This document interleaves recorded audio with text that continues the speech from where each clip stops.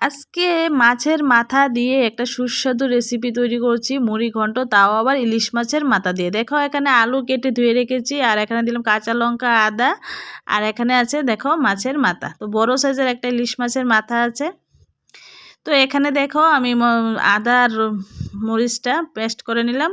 তো গ্যাসে একটা ফ্রাই প্যান বসিয়ে দিলাম, দিয়ে দিলাম অনেকটা সরিষার তেল। তো এখন মাথাগুলি ভেজে নেব। আর আমি যে রেসিপিটা শেয়ার করছি, আমি এটা ইলিশ মাছের মাথা দিয়ে শেয়ার করছি। তোমরা চাইলে যে কোনো মাথা দিয়ে করতে পারো, মানে যে কোনো মাছের মাথা দিয়ে করতে পারো। তো আমি ইলিশ মাছের মাথা দিয়ে শেয়ার করছি। তো মাথাগুলো এখন দেখো ভালোভাবে ভেজে নেব।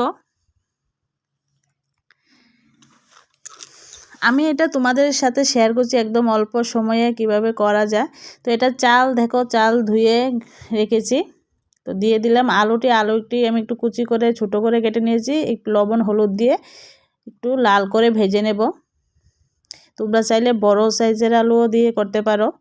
তো আমি ছোটো সাইজ করেই কাটলাম। তো দেখো আলুটা ভাজা হয়ে গেছে, এখন আমি চালটা ভেজে নেব। তো আমি এখানে হাতের মুঠ করে 2 মুঠ চাল দিয়েছি। তো আমি চালটা ভাজা হয়ে গেছে, এখন দিয়ে দিলাম জল।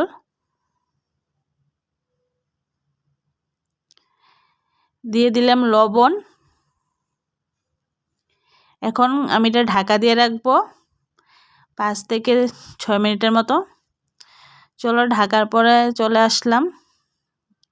এখন এই পর্যায়ে আমি আলুগুলি দিয়ে দিচ্ছি, ভাজা আলুগুলি।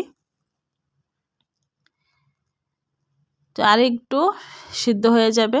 তো চলো নামিয়ে নিয়েছি। এখন দেখো আমি এটার মধ্যে ফ্রাই প্যানে একটু হালকা একটু তেল দিয়ে দিচ্ছি, বাদামগুলি ভেজে নিচ্ছি।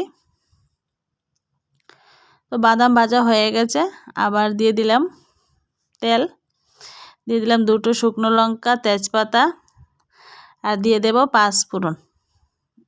5 ফোড়ন দিয়ে দিয়েছি। আমি এটা 5 ফোড়ন দিয়ে রান্না করব। এটা যে রান্নাটা করছি দাদা মানে দিদা ঠাকুমাদের রান্নার মতোই বলতে পারো।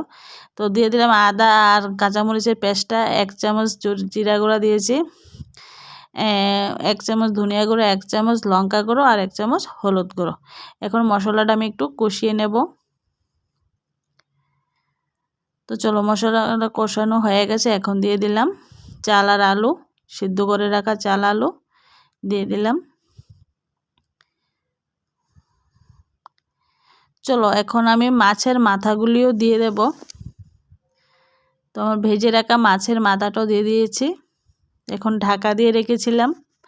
তো ঢাকার দেখো এখন মানে টকবক করে ফুটছে। তো দিয়ে দিচ্ছি এখানে কিশমিশ, আর দিয়ে দেব এই যে ভেজে রাখা বাদাম। তোমরা চাইলে আরও অনেক কিছু দিতে পারো, কিন্তু আমি ঘরে থাকা সামান্য কিছু উপকরণ দিয়ে একদম অনেক টেস্টি একটা রেসিপি তোমাদের সাথে শেয়ার করছি। তোমরা চাইলে আরও অনেক কিছু অ্যাড করতে পারো। তো আমার এটা কিন্তু হয়ে গেছে প্রায়। তো দিয়ে দিলাম এ পর্যায়ে আমি গরম মশলা। তোমরা চাইলে ধনিয়া পাতাও দিতে পারো, কিন্তু ঘি দিতে পারো। তো আমি ঘি আর ধনিয়া পাতা কোনো কিছুই দিইনি, আমি জাস্ট গরম মশলা দিয়েছি। কারণ ঘিটাও সবার ঘরে সবসময় থাকে না, বাট গরম মশলাটা কিন্তু থাকে। এই জন্য আমি মানে ঘরে থাকা উপকরণ দিয়ে কিভাবে খুব টেস্টি করে মুড়ি ঘন্ট করা যায় সেটাই আজকে শেয়ার করেছি। তো আজকের রেসিপি কেমন লেগেছে অবশ্যই কমেন্ট করে জানাবে, আশা করি ভালো লেগেছে। তো দেখো আর আমি দেখো একটু ঝোল রেখেছি, কারণ ঝোলটা কিন্তু শুকিয়ে যাবে। একদম মানে গাঢ় গাঢ় করে নামালে হবে না, একটু মানে হালকা একটু ঝোল রেখেছি, এই যে দেখতে পাচ্ছ। তো চলো আজকের জন্য টাটা। যদি ভিডিও ভালো লাগে প্লিজ চ্যানেলটা সাবস্ক্রাইব করে দিয়ে আমার পাশে থাকো, আর পাশে থাকা বেল আইকনটি ক্লিক করে দিও।